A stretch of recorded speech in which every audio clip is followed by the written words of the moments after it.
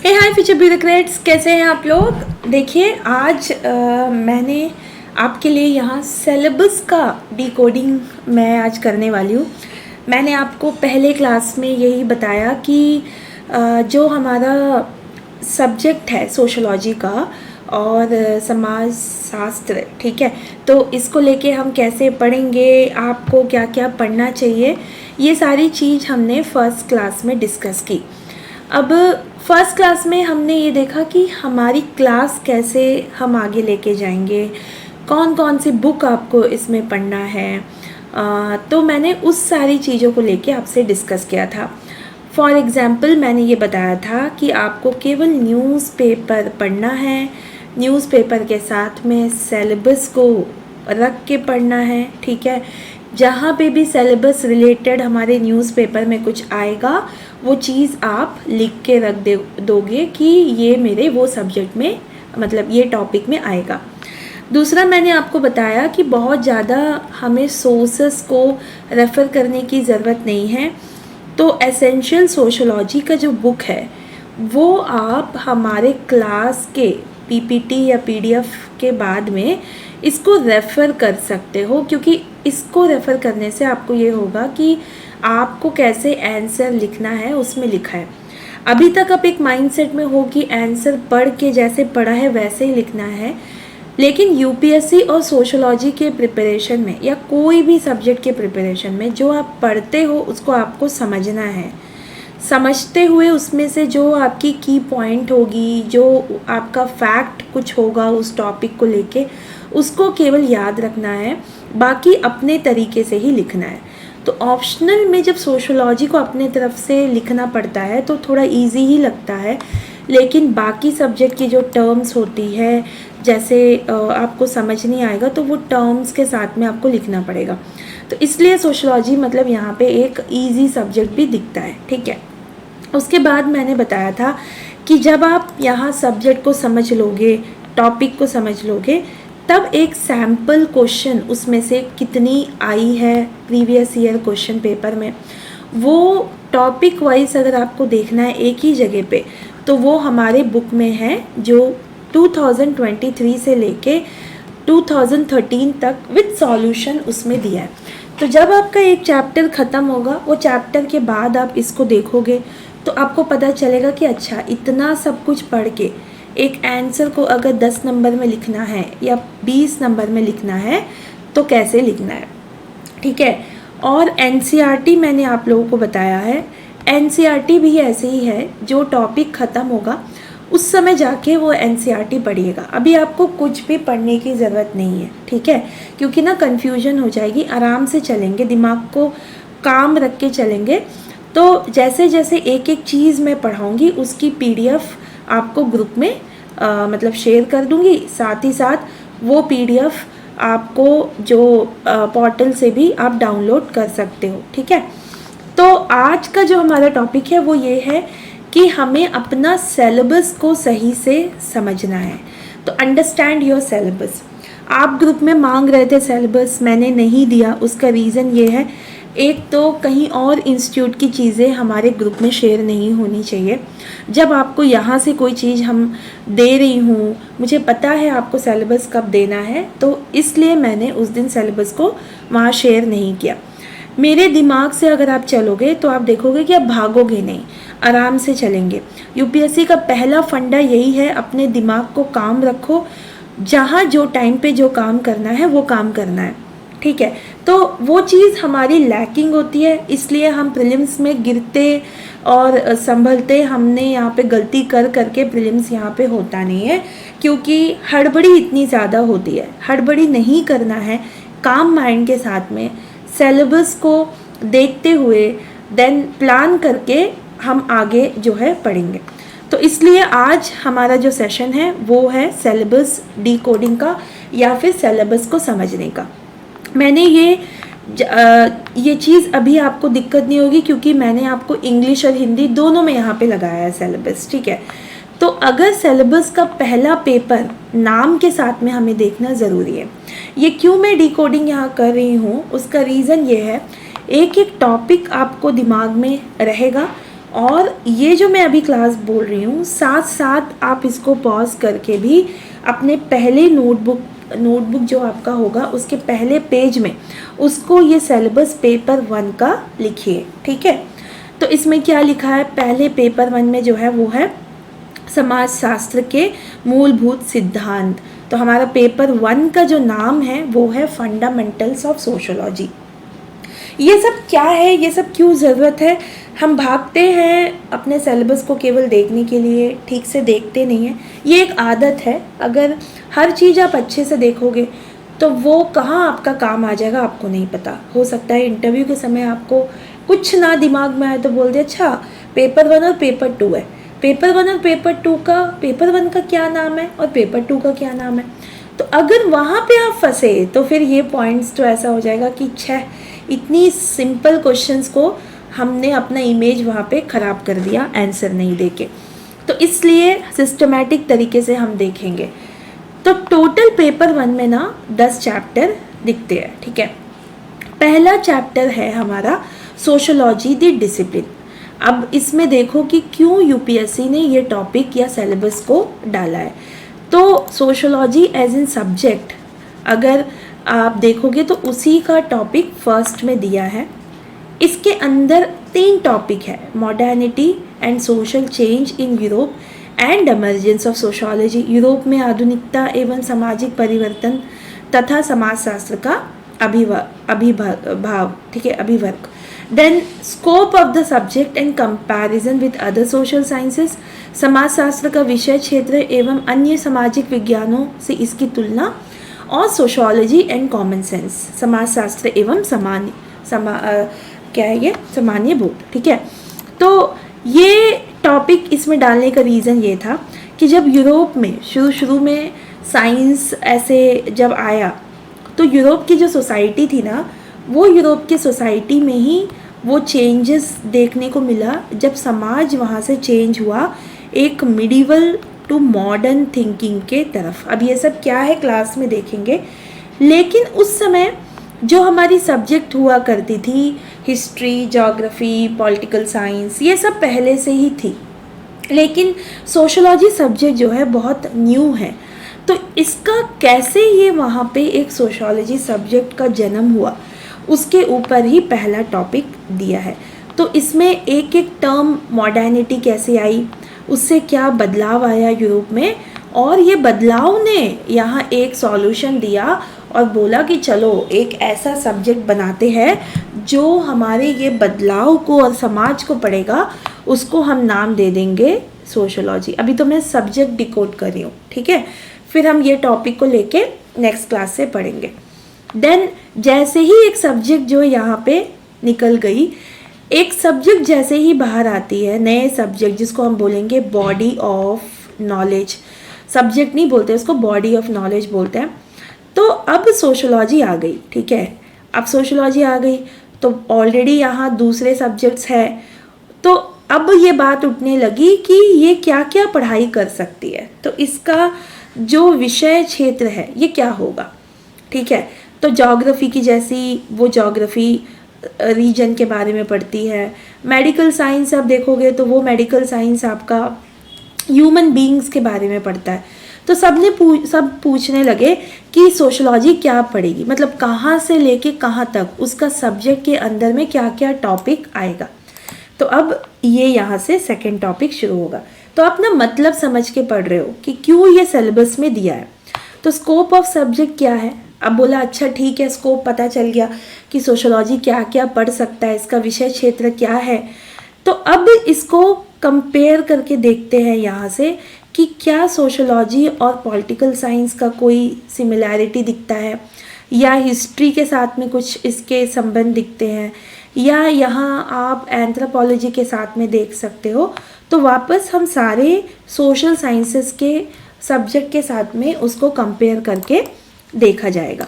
तो ये हमारे टॉपिक इसी के साथ इंक्लूडेड है। देन फिर ये बात उठी कि कुछ थिंकर्स आए, उन्होंने ये बोला कि यार आप वही टॉपिक सोशोलॉजी के अंदर डाल रहे हो, समाजशास्त्र के अंदर डाल रहे हो, जो कि समाज में ऑलरेडी है, फैला हुआ है। तो उसको क्या बोलते हैं? Common sense. कॉमन सेंस का मतलब होता है जिसका कोई लॉजिक नहीं होता, बस समाज में थोड़े दिनों बहुत पहले से ये बात बोली जाती है, कही जाती है, तो इसको हम अपना एक दिमाग में बैठा देते हैं कि किसी को नहीं बोलते हैं लड़कियों का तो दिमाग नहीं होता, ठीक है, ऐसे कॉमन सेंस, बिल्ली ने रास्ता काट दिया। तो अब ये बोलने लगे कि ये सारी चीज़ें तो हमें पहले से ही समाज में है, तो इसकी क्या ज़रूरत है? सोशोलॉजी क्या कॉमन सेंस है, या कॉमन सेंस अलग है और सोशोलॉजी अलग है? तो ये 3 टॉपिक के साथ में हमारा पहला चैप्टर ख़त्म होगा, ठीक है। अब देखो सिलेबस को अगर आप समझोगे तो वो आपका दिमाग में बैठेगा। सिलेबस को साथ साथ एक बार लिख देना अपने पहले पेज में, क्योंकि जो मैंने आपको बताया स्पाइरल बाइंडिंग करते हुए नोट्स प्रॉपर बना के रखो। आप जिस तरह से अपने प्रिपरेशन को रेस्पेक्ट दोगे, प्रिपरेशन आपको वैसा रेस्पेक्ट देगा, ठीक है। उसके बाद यहाँ तक स्टोरी ख़त्म हुई। अब यहाँ देखना कि जब ये मॉडर्निटी या आधुनिकता आई है यूरोप में, तब इसका मेजर कारण हुआ करता था साइंस। तो साइंस का जन्म हुआ उस समय, और साइंस वो था जो आपको सारे प्रश्नों का उत्तर देता था, ठीक है। वो उस समय की बात है जब मैं कर रही हूँ 13th सेंचुरी से लेके 18th सेंचुरी के बीच में। अब यहाँ से जो थिंकर्स थे सोशो के भी, उनको भी यही लगता था कि सोशो को ना एक साइंस की तरह देखना चाहिए। तो सेकंड चैप्टर हमारा शुरू होता है सोशोलॉजी एज ए साइंस, ठीक है। तो सोशोलॉजी एज ए साइंस को इसमें 3 टॉपिक दिया गया है कि पहले तो साइंस क्या है, पहले हम देखेंगे ना कि साइंस क्या है भाई, साइंस में क्या क्या मेथड यूज़ करते हैं पढ़ने के लिए, क्योंकि हमने तो यहाँ एक सब्जेक्ट बनाया, अब वो सब्जेक्ट तो पढ़ेगा कोई मेथड यूज़ करके, और इसकी कौन कौन से क्रिटिक्स है, मतलब इसका कौन कौन से समीक्षा दिया जाता है। देन पॉजिटिविज्म क्या होता है, जो लोग साइंस की तरह सोशो को पढ़ना चाहते हैं उसको हम पॉजिटिविस्ट बोलते हैं, ठीक है। तो ये चैप्टर जब आएगा तो और अच्छे से पढ़ेंगे, लेकिन इसकी भी समीक्षा जो है आएगी, ठीक है। देन इसी में फैक्ट क्या होता है, अब देखोगे साइंस रिलेटेड टू फैक्ट होता है, सोशोलॉजी रिलेटेड टू वैल्यू होता है, और ऑब्जेक्टिविटी क्या है। तो ये पूरा साइंस की तरह यहाँ केवल वर्ड है, बहुत ज़्यादा कुछ इसमें है नहीं, बहुत छोटी छोटी टॉपिक है, एकदम से हमारा सेकंड चैप्टर में भी कुछ नहीं है, बस सोशोलॉजी क्या साइंस है या नहीं है इसके लिए ये दिया है। अगर साइंस है तो थर्ड चैप्टर हमारा रिसर्च मेथड के ऊपर दिया है कि कौन कौन से साइंस में मेथड यूज़ करते हैं, जैसे क्वालिटेटिव, क्वांटिटेटिव, ठीक है। गुण यहाँ पे जैसे बोलते हैं गुण देखते हैं तो क्वालिटी, ठीक है। टेक्निक्स कौन कौन से होते हैं अगर हम कोई सर्वे करने जाए, डेटा कलेक्शन करने जाए, क्योंकि हमें डेटा मिलेगा तभी तो ना हम एक उसके ऊपर सॉल्यूशन देंगे। तो ये डेटा कलेक्शन का क्या है, वेरिएबल्स क्या है, सैम्पलिंग क्या है, ये सब पढ़ेंगे। लेकिन ये तो 2 चैप्टर है, ये हम इसके बाद नहीं पढ़ेंगे। हम पहला चैप्टर करने के बाद में सीधा हम अपने चैप्टर नंबर 4 में जाएंगे। चैप्टर नंबर 4 हमारे थिंकर्स का है, और ये थिंकर्स को, और यहाँ पे चिंतक जिसको हम बोलेंगे, थिंकर्स को ख़त्म करने के बाद में हम इसके ऊपर वापस आएंगे, क्योंकि शुरू में ये थोड़ा सा आपको ऐसा लगेगा कि साइंस के बारे में कुछ बोल रहा है, ऐसे नहीं है। जब हम थिंकर्स को ख़त्म कर लेंगे तब आपको चैप्टर 2 और 3 बहुत आराम से और समझ आ जाएगा। इसीलिए कल जब ग्रुप में किसी ने पूछा तो मैंने बोला अभी मत पढ़ो, क्योंकि वो एक रिलेटेड है, आधे अधूरे से हम कहीं से उठा के पढ़ेंगे तो वो हमें समझ में नहीं आएगा। चौथा चैप्टर जो कि 70% एक सब्जेक्ट का यहाँ उस पर भागीदारी दिखता है। 6 थिंकर्स है हमारे, Karl Marx, Emile Durkheim, Max Weber, Talcott Parson और रॉबर्ट के मर्टन और मीड। ये थिंकर्स एक एक करके सोशोलॉजी के अंदर कितनी ज़्यादा कंट्रीब्यूशन दिया है उन्होंने, ये हम एक एक करके पढ़ेंगे। बहुत मज़ा आएगा थिंकर्स पढ़ते हुए, और ये थिंकर्स को जैसे हम पढ़ेंगे ये थ्योरी नहीं होगा, इसको आराम से हम अप्लाई करके हम पढ़ेंगे कि आज के टाइम पे कार्ल मार्क्स कैसे दिखते हैं, कहाँ कार्ल मार्क्स की जो आइडियोलॉजी है दिखती है आपको। तो टोटल कार्ल मार्क्स में देखेंगे तो 4 टॉपिक कार्ल मार्क्स का पढ़ना है, छोटी छोटी टॉपिक है, मतलब अगर आप दूसरे सिलेबस उठा के देखोगे ऑप्शनल का तो बहुत ज़्यादा सिलेबस होता है, हमें पता भी नहीं चलेगा। ज़्यादा से ज़्यादा इसमें हमारा जो है वो हो सकता है 2 महीना जाए या 1.5 महीना जाए। इसमें पूरा चैप्टर ये वाले टॉपिक को हम आराम से करेंगे और इसी चैप्टर की एप्लीकेशन थिंकर्स में होती जाएगी आगे। तो कार्ल मार्क्स का यहाँ 4 टॉपिक है, historical materialism, mode of production, alienation, class struggle. Then हम आएंगे इमाइल डर्कीम के ऊपर। इमाइल डर्कीम का टोटल 4 टॉपिक है, division of labour, social fact, suicide, religion and society. ठीक है, तो ये 4 टॉपिक के बाद में फिर ये मैक्स वेबर का टॉपिक आएगा। मैक्स वेबर को यहाँ सोशल एक्शन, आइडल टाइप, आपको अभी ऐसा लगेगा कुछ मत सोचो, एकदम आराम है, ऐसा कुछ भी नहीं है जो हमें रियलिटी में नहीं आता होगा। हम एग्जाम्पल के साथ में समझेंगे। अथॉरिटी, ब्यूरोक्रेसी, इनकी 5 टॉपिक है मैक्स वेबर का। देन टॉलकट पार्सन के उसमें केवल 2 टॉपिक है, सोशल सिस्टम, सामाजिक व्यवस्था, और यहाँ पे पैटर्न वेरिएबल इनका है।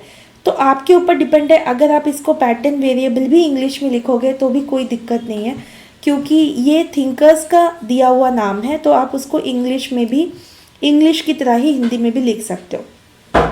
रॉबर्ट के मर्टन नेक्स्ट आएगा, उसमें आपका latent and manifesto function 2 he topic है। मतलब देखो इतनी बड़ी बड़ी थिंकर्स लेकिन टॉपिक कितना कम ही है ना। देन मीड है सेल्फ एंड आइडेंटिटी।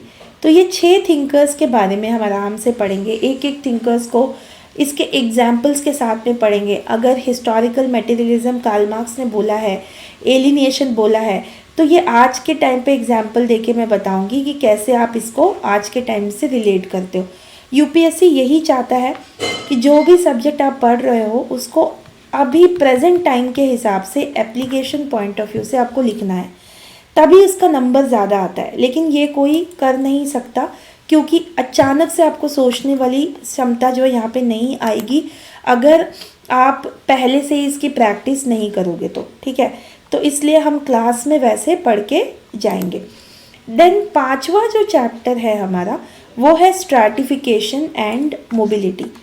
तो इसका क्या मतलब हुआ, स्ट्रैटिफिकेशन मतलब स्तर। ठीक है, स्तर मतलब जैसे लेयर में आप बोलते हो कि लेयर, तो ये जो वर्ड है ना ये यहाँ से निकला, ज्योग्राफी से निकला, लेयर वाली वर्ड।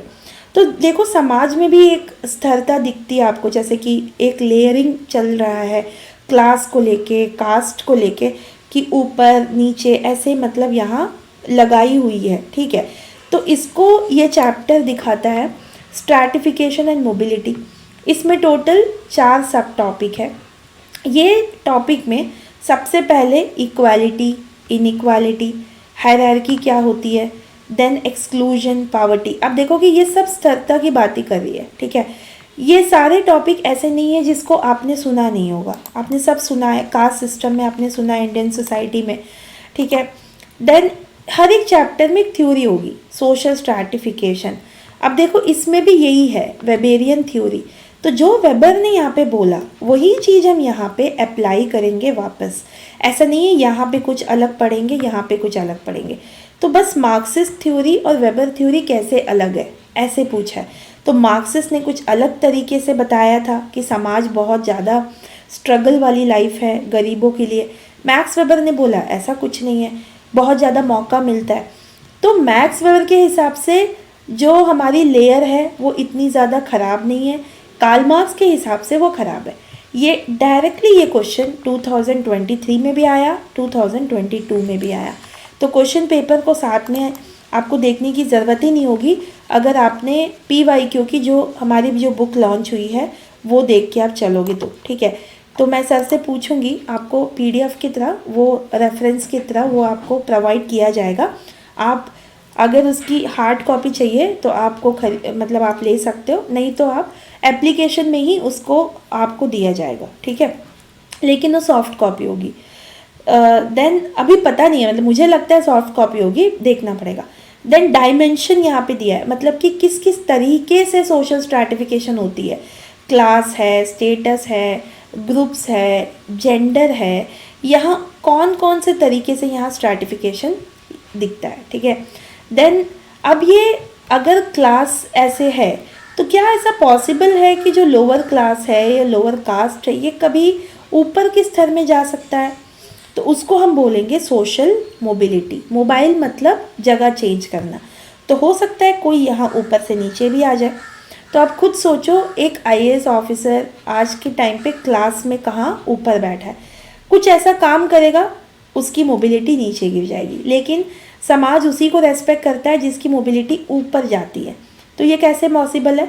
एक लोअर कास्ट का इंसान कल को अगर बहुत अच्छा नाम ले लिया समाज में तो उसकी इज्जत बहुत ज़्यादा हो जाएगी।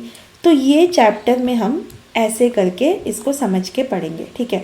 अब ये टॉपिक भी आप देखोगे तो बहुत ज़्यादा ऐसा नहीं है कि टफ है या फिर आपने कभी नहीं पढ़ा।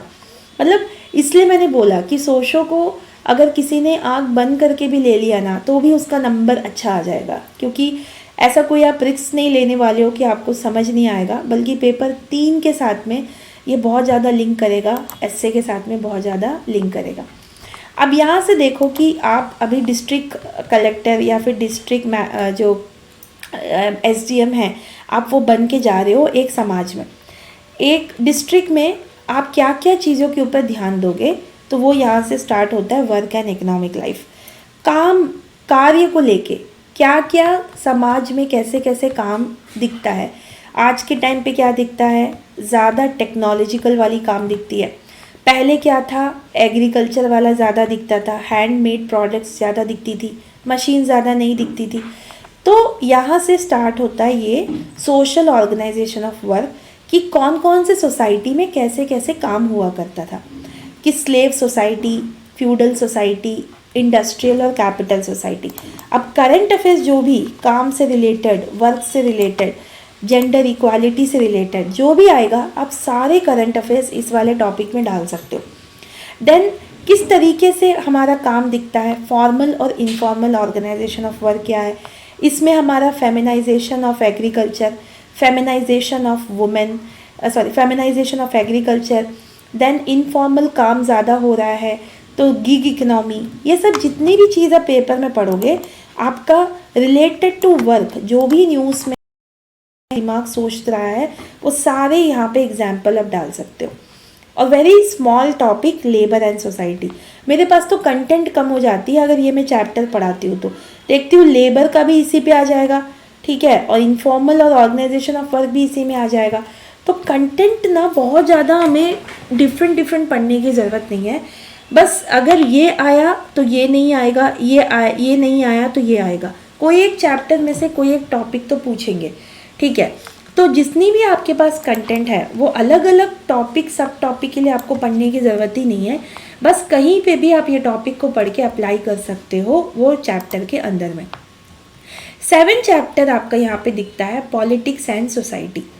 तो ये पॉलिटिक्स एंड सोसाइटी, अब देखो यहाँ से चेंज होगा हमारा कि हम सोसाइटी के साथ साथ पॉलिटिक्स को भी रिलेट करके पढ़ेंगे।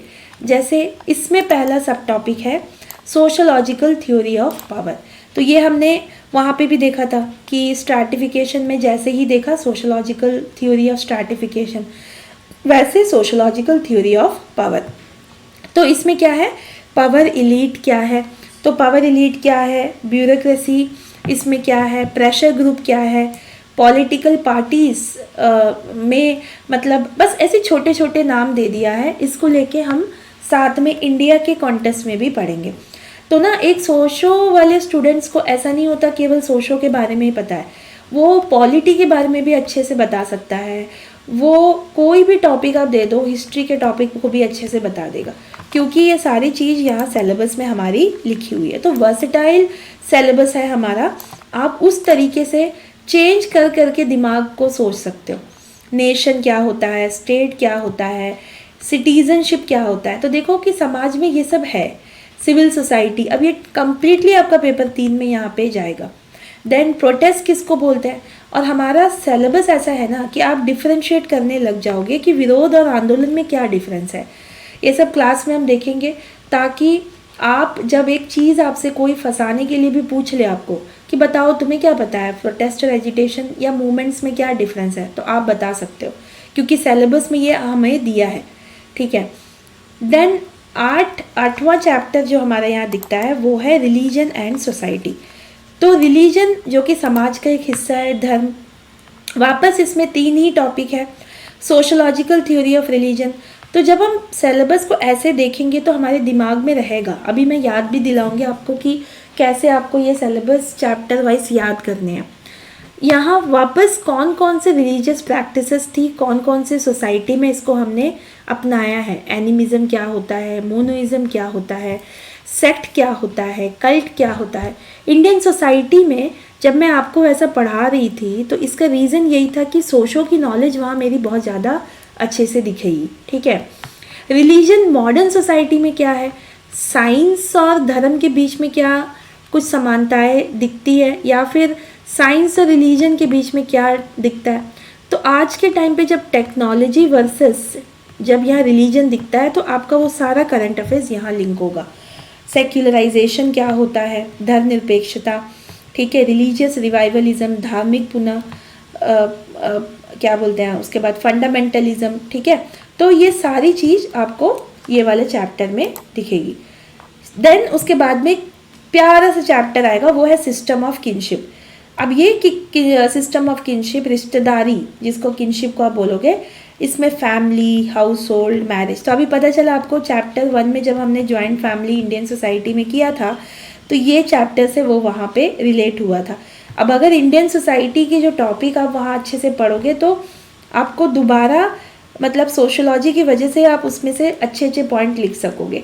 तो आपका कितना टाइम बचेगा, 90 मार्क्स का क्वेश्चन आप बिना पढ़े जा सकते हो सोशो की वजह से। ठीक है, तो types and forms of family, north Indian family, south Indian family, इसमें देखेंगे। जो वंश होता है वो उसको लेके हम देखेंगे। जैसे वहाँ ये पूरा टॉपिक देखो मैंने वहाँ पे ऐसे ही कवर करवाया। पेट्रियार्की कैसे अफेक्ट होती है और सेक्सुअल डिवीजन ऑफ लेबर क्या होता है, और इसमें सिलेबस में ही दे दिया है कॉन्टेम्प्रेरी ट्रेंड, मतलब कि आज के टाइम पे क्या चेंजेस हो रही है आपकी फैमिली में। तो यूपीएससी का इंडियन सोसाइटी का क्वेश्चन इसी के ऊपर आता है, और आपका ये सारा टॉपिक आपने पढ़ने के कारण आप सारे अच्छे अच्छे पॉइंट वहाँ लिख दोगे। ठीक है, जैसे कि लिविंग रिलेशनशिप है, सिंगल फैमिली है, ऐसे करके कंटेम्प्रेरी ट्रेंड आपको क्या दिखता है फैमिली में, न्यूक्लियर फैमिली आ रही है, ये सब दिमाग में हमारा आता है क्योंकि हम यहाँ पे मोल्ड होके सोचते हैं ये टॉपिक को लेके। देन हमारा 10 चैप्टर यहाँ से आता है, वो है social change in modern society, आधुनिक समाज में सामाजिक परिवर्तन। अब मॉडर्न सोसाइटी में सोशल चेंज कैसे आएगा, इसमें एक 5 सब टॉपिक दिया है।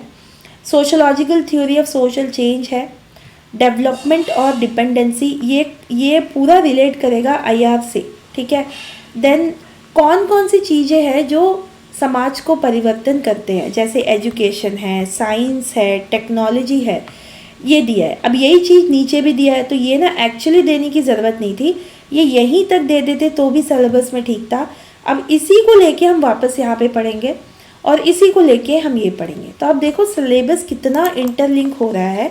अगर एजेंट ऑफ सोशल चेंज पूछा है तो भी आपको यही लिखना है, और अलग से अगर ये पूछा तो आप बोल सकते हो ये तो भाई सामाजिक परिवर्तन का एक एजेंट है।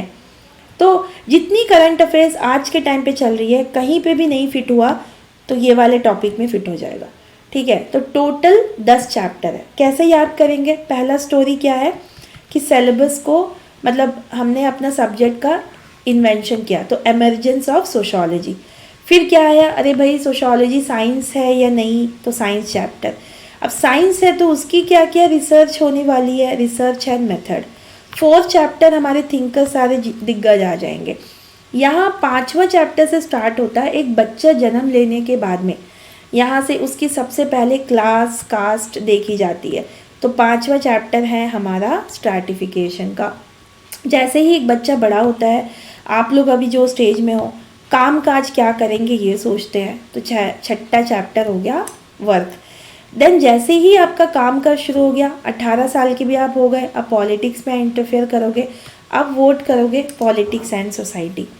रिलीजन बहुत ज़्यादा इम्पॉर्टेंट है आपके लाइफ में, तो शादी ब्याह करेंगे आप तो उसमें आपकी जो रिलीजन है वो हिसाब से आप शादी करोगे। तो चैप्टर 8 रिलीजन एंड सोसाइटी और उसके बाद में आपकी फैमिली बनेगी, तो चैप्टर 9 फैमिली। और फिर वो फैमिली इतना अच्छे सोच रख के एक समाज में एक सोशल चेंज भी ला सकते हैं अगर आपके बच्चे या सब कुछ मिल के समाज में अच्छे से पढ़ लिख के एजुकेशन और टेक्नोलॉजिकल फील्ड में आके अगर समाज में एक नई विचार लेके आ सकते हैं, तो आप बोलोगे social change in modern society, या आधुनिक समाज में सामाजिक परिवर्तन। 10 चैप्टर अच्छे से समझ लो, ठीक है। ये पूरा पीपीटी के साथ में सिलेबस आपके साथ है। एक एक पीपीटी 1 2 3 4 डाल के अपने फोल्डर में डाल के रखो। जब वापस आप इसको रिवाइज करोगे तब आपको पता चलेगा कि ये सब चीज़ का कितना वैल्यू है। मैं बहुत आराम से आपको लेके जा रही हूँ, एक एक चीज़ मैं यहाँ से अपने से ही आपको खुद करके दिलवाऊंगी। आपको कहीं से अपने से कुछ करने का ज़रूरत नहीं पड़ेगा, ठीक है। अब मैंने स्टार्टिंग ऐसे किया है ताकि आपको ज़्यादा बर्डन ना लगे। पहला दिन हमने कैसे पढ़ना है उसमें मैंने ये बर्डन कम किया। अगर आप ये चीज़ को नहीं समझ रहे हो या फिर आपका दिमाग अभी भी स्टेबल नहीं है, तो प्लीज़ अपने दिमाग को स्टेबल रखिए, विश्वास रखिए। सब्जेक्ट बहुत इजी है, अच्छे से पढ़ के जाएंगे, आंसर राइटिंग होगी आपकी। अगर आपने वापस आपका दिमाग को थोड़ा शांत नहीं किया या फिर अभी भी आपको एक दुविधा है, तो शायद आपने दूसरे सब्जेक्ट को देखा नहीं है, क्योंकि जो श्योरिटी आपको सोशोलॉजी के क्वेश्चंस पेपर में मिलेगी और इजी मिलेगी, वो बाकी ऑप्शनल में इतना ज़्यादा नहीं मिलेगा। तो विश्वास करो, ये सब्जेक्ट बहुत अच्छा है। जैसे मैं बोल रही हूँ वैसे पढ़ो, इंटरेस्ट आएगी और आराम से आपका 300 नंबर आएगा इसमें, ठीक है। तो नेक्स्ट क्लास में मिलते हैं।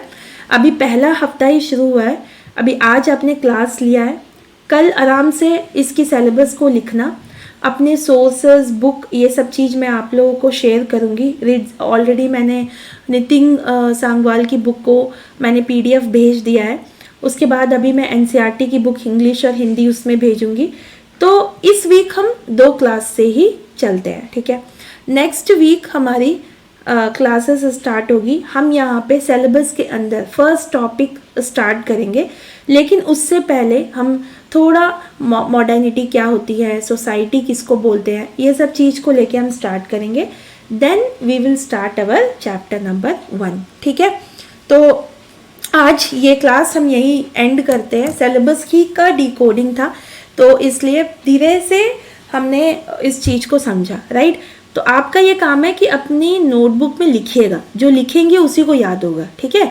तो फिर नेक्स्ट जो भी दिक्कत है आपको, जो भी अगर कोई डाउट है आप ग्रुप में पूछ सकते हो, मैं आपको आंसर दूंगी। आपको मुझसे डायरेक्ट बात करने का मौका मिल रहा है, ग्रुप में मैं आप लोगों के साथ हूँ, तो मुझे लगता है GS रिलेटेड जो भी है वो भी आप मुझसे पूछ सकते हो। तो एक एडवांटेज ये सोशो वाले बच्चों को दिखता है कि अगर मेंटरशिप अगर वहाँ पे बंद भी हो गया है तो भी मतलब आप लोग मुझसे यहाँ पे कनेक्टेड हो, तो दिस इज़ वन एडवांटेज। उसकी थोड़ी सी मतलब एडवांटेज लो और अच्छे से पढ़ो, ठीक है। तो नेक्स्ट क्लास में मिलते हैं फिर मंडे, क्योंकि फ्राइडे के दिन मैं चाहती हूँ आप लोग थोड़े इस सब्जेक्ट को लेके अच्छे से और थोड़ा देख लो और ज़्यादा टेंशन मत लो। अभी से एकदम से स्पीड क्लास करेंगे तो दिमाग थोड़ा आपका समझने को मुश्किल हो जाएगा, ठीक है। तो इसलिए नेक्स्ट मंडे क्लास में मिलते हैं। Bye bye, take care.